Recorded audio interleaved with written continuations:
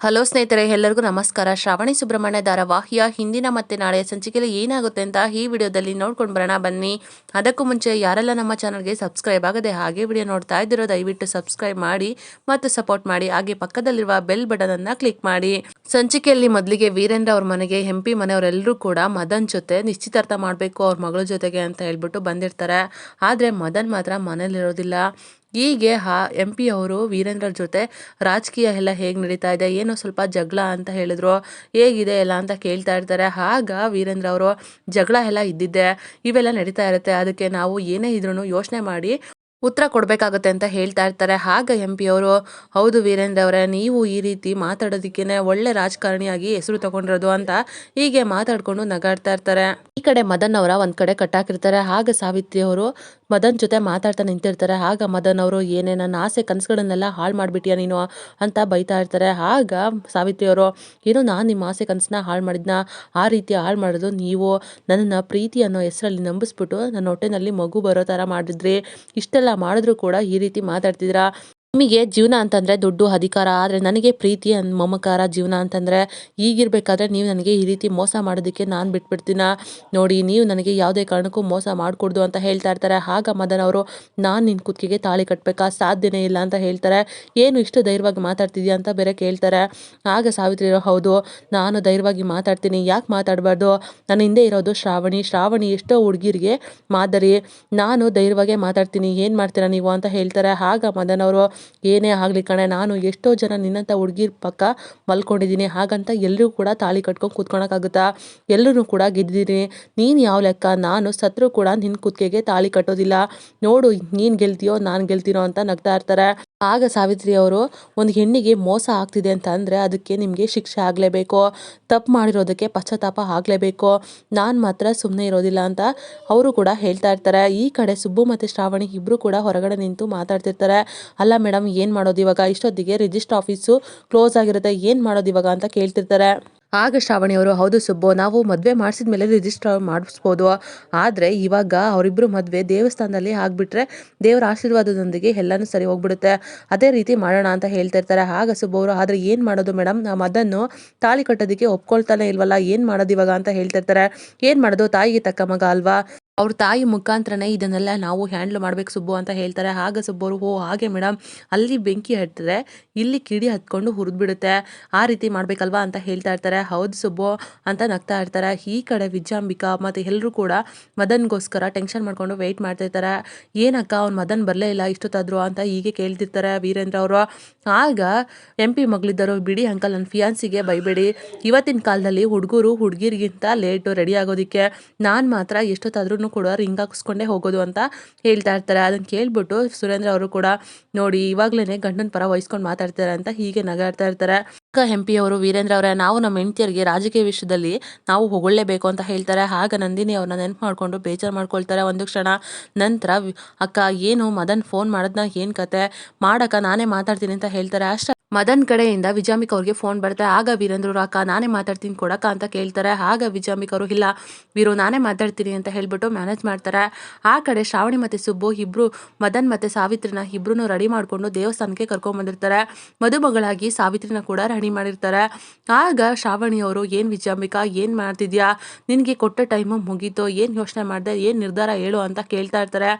ಆಗ ವಿಜಯಾಂಬಿಕಾ ಅವರು ಏನು ಮಾತಾಡಬೇಕು ಅಂತ ಗೊತ್ತಾಗದೆ ಮಾಡಿ, ಏನು ಮಾಡ್ತಿದ್ಯಾ, ಆದಷ್ಟು ಬೇಗ ಬರೋದಕ್ಕಾಗುತ್ತಾ ನಿನಗೆ, ಇಲ್ಲೆಲ್ಲರೂ ಕಾಯ್ತಾ ಇದ್ದಾರೆ ಅಂತ ಹೀಗೆ ಮಾತಾಡಿಕೊಂಡು ಅವರು ರೂಮ್ ಹತ್ರ ಹೋಗ್ತಾರೆ.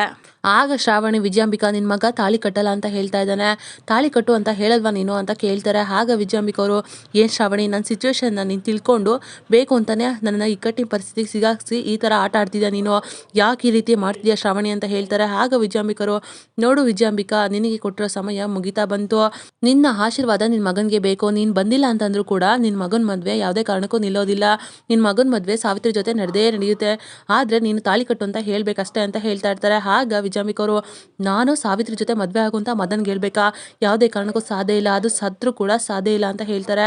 ಆಗ ಸುಬ್ಬು ಅವರು, ಏನು ಮೇಡಮ್, ನೀವು ಮತ್ತು ನಿಮ್ಮ ಮಗ ಒಂದೇ ಡೈಲಾಗ್ ಹೇಳ್ತಾ ಇದ್ದೀರಲ್ಲ, ಅವರು ಕೂಡ ನಾನು ಸತ್ರು ಕೂಡ ತಾಳಿ ಕಟ್ಟಲ್ಲ ಅಂತ ಹೇಳ್ತಿದ್ದಾರೆ, ನೀವಿಬ್ಬರು ಕೂಡ ಮುಂದೆ ಬಾಳಿ ಬದುಕಬೇಕಾಗಿರೋರು, ತುಂಬ ಶಿಕ್ಷಣ ಅನುಭವಿಸ್ಬೇಕಾಗಿರೋರು, ಈಗಲೇ ಈ ಥರ ಹೇಳ್ಬಿಟ್ರೆ ಹೇಗೆ ಅಂತ ಕೇಳ್ತಾ ಇರ್ತಾರೆ. ಆಗ ಶ್ರಾವಣಿಯವರು, ನೋಡು ವಿಜಯಾಂಬಿಕಾ, ಈಗ ಅದೆಲ್ಲ ಬೇಡ, ನೋಡು ಸಮಯ ಮುಗಿತಾ ಬಂತು, ನೀನು ನಿನ್ನ ಮಗನಿಗೆ ತಾಳಿ ಕಟ್ಟೋದಕ್ಕೆ ಹೇಳೋದಿಲ್ವಾ ನೀನು ಅಂತ ಕೇಳ್ತಾರೆ. ಆಗ ವಿಜಯಾಂಬಿಕಾ ಅವರು ಸ್ವಲ್ಪ ಗಾಬರಿ ಪಡ್ಕೊಳ್ತಾ ಇರ್ತಾರೆ. ಆಗ ಶ್ರಾವಣಿ ಅವರು, ನೋಡು ವಿಜಯಾಂಬಿಕಾ, ತಾಳಿ ರೆಡಿ ಇದೆ, ಮದುಮಕ್ಕಳು ಕೂಡ ರೆಡಿ ಇದ್ದಾರೆ, ಹಾರನು ಕೂಡ ರೆಡಿ ಇದೆ, ಇವಾಗ ತಾಳಿ ಕಟ್ಟೋದೊಂದೇ ಬಾಕಿ, ನೀನು ಇವಾಗ ತಾಳಿ ಕಟ್ಟೋದಕ್ಕೆ ಹೇಳ್ಬೇಕಷ್ಟೇ ಅಂತ ಹೇಳ್ತಾರೆ. ಆಗ ವಿಜಯಾಂಬಿಕಾ ಅವರು, ಇಲ್ಲ, ನಾನು ಯಾವುದೇ ಕಾರಣಕ್ಕೂ ನನ್ನ ಮಗನಿಗೆ ತಾಳಿ ಕಟ್ಟೋದಕ್ಕೆ ಹೇಳೋದಿಲ್ಲ, ನೀವೇನು ಮಾಡಿದ್ರು ಕೂಡ ನಾನು ಹೇಳಲ್ಲ ಅಂತ ಹೇಳ್ತಾ ಇರ್ತಾರೆ. ಆಗ ಸುಬ್ಬ ಅವರು, ಬಿಡಿ ಮೇಡಮ್, ಎಷ್ಟು ಒತ್ತಾಯ ಮಾಡ್ತಾ ಇರಾ, ಈಗ ವಿಡಿಯೋ ಇದೆ ನಮ್ಮ ಹತ್ರ, ಅದನ್ನ ಮನೆಯವ್ರಿಗೆ ಕಳಿಸ್ಬೇಕು ಅಂತ ಅನ್ಕೊಂಡಿದ್ದೀವಲ್ವಾ, ಜೊತೆಗೆ ಮೀಡಿಯಾದವ್ರಿಗೂ ಕೂಡ ಕಳಿಸ್ಬಿಡೋಣ, ಅವರು ಇಡೀ ರಾಜ್ಯನೇ ಖುಷಿ ಪಡೋಂಥ ವಿಷಯ ಅಲ್ಲ, ಇಡೀ ರಾಜ್ಯನೇ ಶಾಕ್ ಆಗೋಂಥ ವಿಷಯ ಅಂತ ಹೇಳ್ಬಿಟ್ಟು ಇಡೀ ದಿನ ರುಬ್ತಾರೆ, ಎಲ್ಲಾನು ಕೂಡ ಸರಿ ಹೋಗ್ಬಿಡುತ್ತೆ ಅಂತ ಹೇಳ್ತಾ ಇರ್ತಾರೆ. ಆಗ ಆ ವಿಷಯನ ಕೇಳ್ಬಿಟ್ಟು ವಿಜಯಾಂಬಿಕಾಗೆ ಶಾಕ್ ಆಗುತ್ತೆ. ಹೇಳು ವಿಜಯಾಂಬಿಕಾ, ವಿಷಯ ಸೀರಿಯಸ್ ಆಗಿದೆ ಅಂತ ಅರ್ಥ ಆಗ್ತಿದೆ ತಾನೇ ನಿನಗೆ, ಹೇಳು ಅಂತ ಕೇಳ್ತಿರ್ತಾರೆ. ಆಗ ಮದನ್ ಅವರು, ಮಾಮ್, ಇವ್ರ ಮಾತನ್ನ ಕೇಳಿಸ್ಕೊಂಡು ನೀನು ಹೆದರ್ಕೊಂಡು ಏನೇನೋ ಹೇಳ್ಬೇಡ ಮಾಮ್ ಅಂತ ಹೇಳ್ತಾ ಇರ್ತಾರೆ. ಆಗ ವಿಜಯಾಂಬಿಕರು, ಯು ಫೂಲ್, ವಿಷಯ ಎಲ್ಲಿಂದ ಎಲ್ಲಿಗೋ ಹೋಗುತ್ತೆ ಅಂತ ಹೇಳ್ತಾರೆ. ಇವಾಗಾದ್ರೂ ಅರ್ಥ ಆಗ್ತಿದೆ ಅಂತ ಅನ್ಕೊಳ್ತೀನಿ ಅಂತ ಶ್ರಾವಣಿ ಅವರು ಹೇಳ್ತಾರೆ. ಆಗ ವಿಜಯಾಂಬಿಕಾ ಅವರು, ಇಲ್ಲ, ನೀನು ಏನೇ ಹೇಳಿದ್ರು ಕೂಡ ನಾನು ಮಾಡ್ತೀನಿ, ಆದರೆ ಆ ಹುಡುಗಿಗೆ ತಾಳಿ ಕಟ್ಟು ಅಂತ ನಾನು ಮಾತ್ರ ಹೇಳಲ್ಲ, ಅದನ್ನ ಮಾತ್ರ ಸಾಧ್ಯನೇ ಇಲ್ಲ ಅಂತ ಹೇಳ್ತಾರೆ. ಆಗ ಶ್ರಾವಣಿ ಅವರು, ಸುಬ್ಬು, ನೀನು ಒಂದು ಕೆಲಸ ಮಾಡು, ನೀನು ಮೀಡಿಯಾದವ್ರದ ಒಂದು ಗ್ರೂಪನ್ನು ಕ್ರಿಯೇಟ್ ಮಾಡಿಬಿಟ್ಟು ಆ ವಿಡಿಯೋನ ಫಾರ್ವರ್ಡ್ ಮಾಡಿಬಿಡು, ಏನು ಯೋಚನೆ ಮಾಡಬೇಡ, ಫಾರ್ವರ್ಡ್ ಮಾಡು ಅಂತ ಹೇಳ್ತಾರೆ. ಆ ವಿಷಯನ ಕೇಳ್ಬಿಟ್ಟು ವಿಜಯಾಂಬಿಕಾಗೆ ಫುಲ್ ಗಾಬರಿ ಆಗ್ತಾ ಇರುತ್ತೆ. ಆಗ ಶ್ರಾವಣಿ ಅವರು, ಏನು ವಿಜಯಾಂಬಿಕಾ, ಮಾತಾಡು, ಯಾಕೆ ಸುಮ್ಮನಿದೆಯಾ ಅಂತ ಹೇಳ್ತಾರೆ. ಆಗ ಸುಬ್ಬು ಅವರು, ಮೇಡಮ್, ಎಲ್ಲಾನು ಕೂಡ ವಿಡಿಯೋ ಸೆಲೆಕ್ಟ್ ಮಾಡಿಬಿಟ್ಟಿದ್ದೀನಿ, ನಾನು ಸೆಂಡ್ ಅಂತ ಒಂದು ಬಟನ್ ಒತ್ತಿದ್ರೆ ಸಾಕು, ಶೇರ್ ಆಗಿಬಿಡುತ್ತೆ ಅಂತ ಹೇಳ್ತಾ ಇರ್ತಾರೆ. ಅಷ್ಟರಲ್ಲಿ ಈ ಕಡೆ ವೀರೇಂದ್ರ ಅವ್ರ ಮನೆಯಲ್ಲಿ MP ಇದ್ದವರು, ಏನಪ್ಪ ಇವ್ರು ಬರೋದು ಲೇಟ್ ಆಗುತ್ತೆ ಅಂತ ಅನ್ಸುತ್ತೆ, ಅಷ್ಟರಲ್ಲಿ ರಾಜ್ಯದಲ್ಲಿ ಏನು ನಡೀತಾ ಇರುತ್ತೆ ಅನ್ನೋದ TV-ನಲ್ಲಾದ್ರೂ ನೋಡೋಣ, TV ಹಾಕಪ್ಪ ಅಂತ ಹೇಳ್ತಾರೆ. ಅಷ್ಟರಲ್ಲಿ ವೀರೇಂದ್ರ ಅವರು ಕೂಡ TV-ನ ಹಾಕ್ತಾರೆ. ಆಗ TV-ನಲ್ಲಿ ನ್ಯೂಸು, ರಾಜ್ಯವೇ ಬೆಚ್ಚಿ ಬೀಳುವಂಥ ವಿಷಯ, ರಾಜಕಾರಣಿ ಮನೆಯಲ್ಲಿ ಈ ರೀತಿ ನಡೀತಾ ಇದೆ ಅಂದರೆ ನಂಬೋದಕ್ಕೆ ಆಗ್ತಾ ಇಲ್ಲ, ಪ್ರತಿಷ್ಠಿತ ಮನೆಯಲ್ಲೇ ಒಂದು ಹೆಣ್ಣಿಗೆ ಮಹಾ ಮೋಸ ಆಗ್ತಿದೆ ಅಂತ ಹೀಗೆ ನ್ಯೂಸ್ ಬರ್ತಾ ಇರುತ್ತೆ. ಆಗ ಸಡನ್ ಆಗಿ ವಿಜಯಾಂಬಿಕಾ ಅವರು ಕೆಳಗಡೆ ಹಿಡಿದು ಬಂದು ಆ ನ್ಯೂಸನ್ನು ನೋಡ್ಬಿಟ್ಟು ಶ್ರಾವಣಿ ವಿಡಿಯೋನ ಎಲ್ಲಿ ಶೇರ್ ಮಾಡಿಬಿಡ್ತಾರೋ ಅಂತ ಹೇಳ್ಬಿಟ್ಟು ತುಂಬಾ ಗಾಬರಿ ಪಟ್ಕೊಂಡು ಮತ್ತೆ ಶ್ರಾವಣಿ ಜೊತೆ ಆ ರೀತಿ ಮಾಡಬೇಡ ಶ್ರಾವಣಿ ಅಂತ ಕೇಳ್ಕೊಳ್ತಾ ಇರ್ತಾರೆ.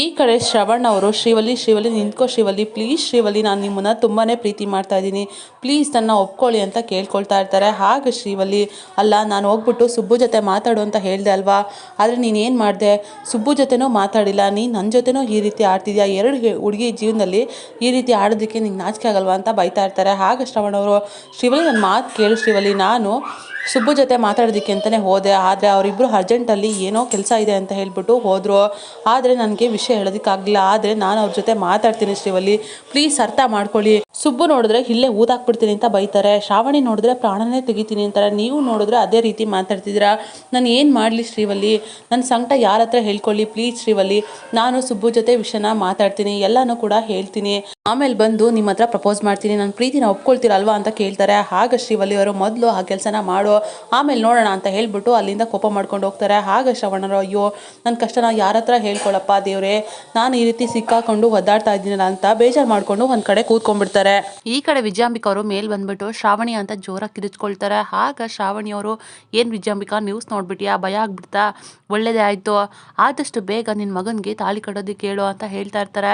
ಇಲ್ಲ, ನಾನು ಮಾತ್ರ ಹೇಳಲ್ಲ ಅಂತ ಹೀಗೆ ಹಠ ಮಾಡ್ತಿರ್ತಾರೆ. ಆಗ ಶ್ರಾವಣಿಯವರು, ನೋಡು ವಿಜಯಾಂಬಿಕಾ, ನೀನೇನಾದರೂ ಹೇಳಲಿಲ್ಲ ಅಂದರೆ ನಾವು ವಿಡಿಯೋನ ಸೆಂಡ್ ಮಾಡ್ತೀವಿ, ಅದೇ ನ್ಯೂಸು TV-ನಲ್ಲಿ ಬರುತ್ತೆ, ಆಗ ನಮ್ಮಪ್ಪನ ದೇವರಂತ ಪೂಜಿಸೋ ನಮ್ಮಪ್ಪನೇ ನಿನ್ನ ವಿರುದ್ಧ ತಿರುಗಿ ಬೀಳ್ತಾರೆ, ಆಗ ಮದನ್ಗೂ ಸಾವಿತ್ರಿಗೂ ಮದುವೆ ಮಾಡಿಸ್ತಾರೆ, ನೋಡು ಏನು ಮಾಡ್ತೀಯಾ ಅಂತ ಹೇಳ್ತಾರೆ. ಆಗ ಮದನ್ ಅವರು, ಮಾಮ್, ಇವ್ರೇನೇ ಹೇಳಿದ್ರು ಕೂಡ ನೀನು ಹೆದರ್ಕೋಬೇಡ, ನಾನು ಯಾವುದೇ ಕಾರಣಕ್ಕೂ ತಾಳಿ ಕಟ್ಟಲ್ಲ ಅಂತ ಹೇಳ್ತಾ ಇರ್ತಾರೆ.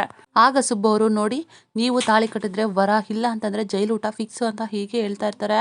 ಆಗ ಶ್ರಾವಣಿ ಅವರು, ಸರಿ ಆಯಿತು ಬಿಡಿ, ಯಾಕೋ ಮಾತೇ ಕೇಳ್ತಾ ಇಲ್ಲ, ನಾವು ವಿಡಿಯೋನ ಸೆಂಡ್ ಮಾಡಿಬಿಡೋಣ ಅಂತ ಶ್ರಾವಣಿ ಅವರು ಮತ್ತೆ ಹೇಳ್ತಾರೆ. ಆಗ ವಿಜಯಾಂಬಿಕಾ ಅವರು, ಮ್ಯಾಡಿ ಪ್ಲೀಸ್ ತಾಳಿ ಕಟ್ಟು, ನನಗೋಸ್ಕರ ನನ್ನ ಹೊಟ್ಟೆನಲ್ಲಿ ಹುಟ್ಟಿದ್ದೆ, ಆದರೆ ನನ್ನ ಮೇಲೆ ಈ ಪ್ರೀತಿ ಇರೋದು ನಿಜನೇ ಆಗಿದ್ದರೆ ಪ್ಲೀಸ್ ತಾಳಿ ಕಟ್ಟು, ನನ್ನ ಮೇಲೆ ಆಣೆ ಅಂತ ಹೇಗೆ ಮಾಡ್ತಾರೆ. ಆಗ ಶ್ರಾವಣಿ ಅವರು, ಸರಿ ಆಯಿತು, ಒಳ್ಳೆಯದು ವಿಜಯಾಂಬಿಕಾ, ಒಳ್ಳೆ ಬದಲಾವಣೆ, ಸರಿ, ನಾನು ವಿಡಿಯೋ ಕಾಲಿಗೆ ಕನೆಕ್ಟ್ ಮಾಡ್ತೀನಿ ಅಂತ ಹೇಳ್ಬಿಟ್ಟು ಪುರೋಹಿತರನ್ನು ಕೂಡ ಕರೀತಾರೆ. ಆಗ ಪುರೋಹಿತರು ಬಂದ್ಬಿಟ್ಟು ಎಲ್ಲ ತಯಾರಿನೂ ಕೂಡ ಮಾಡಿಕೊಂಡು ಸಾವಿತ್ರಿ ಮತ್ತೆ ಮದನ್ಗೆ ಹಾರನ್ನ ಬದಲಾಯಿಸ್ಕೊಳ್ಳೋದಕ್ಕೆ ಕೊಡ್ತಾರೆ. ಆಗ ಇಬ್ರು ಕೂಡ ಒಬ್ರಿಗೊಬ್ರು ಹಾರನ್ನ ಬದಲಾಯಿಸ್ಕೊಳ್ತಾರೆ.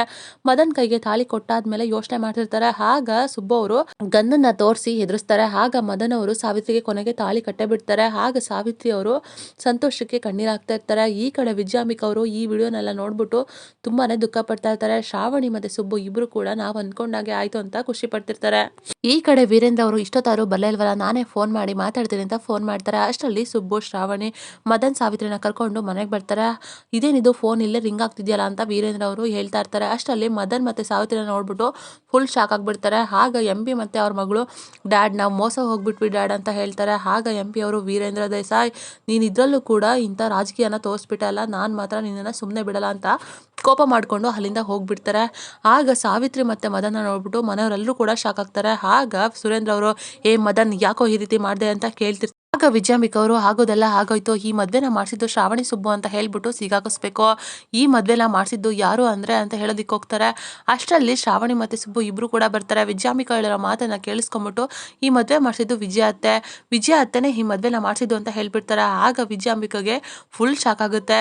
ಶಾಕ್ ಮೇಲೆ ಶಾಕು ವಿಜಯಾಂಬಿಕಾಗೆ ತುಂಬಾನೇ ಗಾಬರಿ ಪಡ್ಕೊಳ್ತಾ ಇರ್ತಾರೆ. ವೀರೇಂದ್ರ ಅವರು ಕೂಡ ಶ್ರಾವಣಿ ಹೇಳಿದ ಮಾತನ್ನ ಕೇಳಿ ಅವರು ಕೂಡ ತುಂಬಾನೇ ಶಾಕ್ ಆಗ್ಬಿಡ್ತಾರೆ. ವಿಜಯಾಂಬಿಕಾ ಅವರು ಊಹಿಸಲಾರದಂತ ಟ್ವಿಸ್ಟ್ ಅನ್ನ ಶ್ರಾವಣಿ ಅವರು ಕೊಟ್ಟಿದ್ದಾರೆ. ಇದಾಗಿತ್ತು ಈ ಸಂಚಿಕೆ. ನಮ್ಮ ವಿಡಿಯೋ ನಿಮಗೆ ಇಷ್ಟ ಆಗಿದ್ದಲ್ಲಿ ಒಂದು ಲೈಕ್ ಮಾಡಿ, ಮುಂದಿನ ವಿಡಿಯೋಗಳಿಗಾಗಿ ನಮ್ಮ ಚಾನಲ್ ಅನ್ನು ಸಬ್ಸ್ಕ್ರೈಬ್ ಮಾಡಿ ಮತ್ತು ಸಪೋರ್ಟ್ ಮಾಡಿ.